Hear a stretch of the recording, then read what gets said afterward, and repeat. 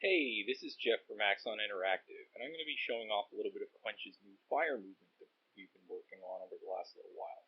Now, I gotta stress, this is pre-alpha. It really doesn't look like much, as you may have guessed from this tiny little puddle. So what we're looking at right now is this little puddle of water, and not a whole lot else. Well, not quite. So if I switch to my heat view in my map modes here, I can see that there is a really hot place over here. So white is as hot as it gets. It's like 1,000 degrees. Very bad for you. Now I'm going to click play on this and get this thing started. And the first thing you're going to see, after I switch back into scene view, is this area growing outward, this heat area growing outward from there. I can show which tiles are actually on fire by switching to the is on fire view, and so you can see that sort of area expanding outward. And fire produces ash, so I can switch to this ash view and see that ash has grown very high in the center of this area as well. And so fire burns out when too much ash has grown up in one place, and so it exhausts there. You'll also see this little indentation that's happened surrounding this heat where our puddle used to be. If I switch back to the default view, you'll see that that has now evaporated. There's a tiny little bit of grass left over in there because I guess the heat sort of passed it by. Now you've got this wave of fire sort of growing outward in every direction. Now mostly this map is very dry, but there are a couple of places where we have some water.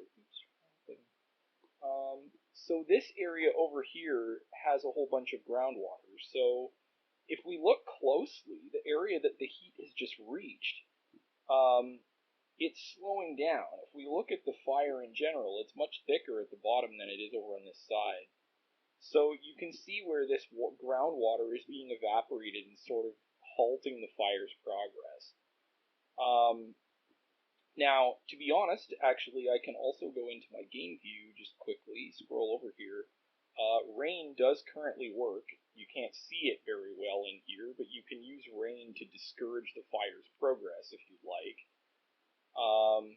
And so that will obviously be expanded upon quite a bit in the future. And alright, we've got this huge wave of fire over here, and what's one thing that affects fire a whole great deal is wind. So I'm going to crank up the speed of the wind, moving to the east.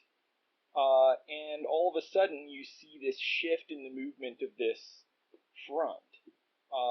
The southern side of this is sort of thinning out as the eastern facing side of this grows thicker and more dangerous and moving much more quickly. This is something you really need to watch out for with as your animals are going to fall prey to changes in the wind if you're not careful with how you sort of progress through the level. Again, so this has been producing a lot of ash. If I switch to the ash view, you can see this whole area of the map that's now basically entirely burnt out. But that's not all bad, because this will all act as fertilizer for life ongoing into the future. Anyway, so that's where we're at currently. We hope to have lots more to show you in the near future, and thanks for watching.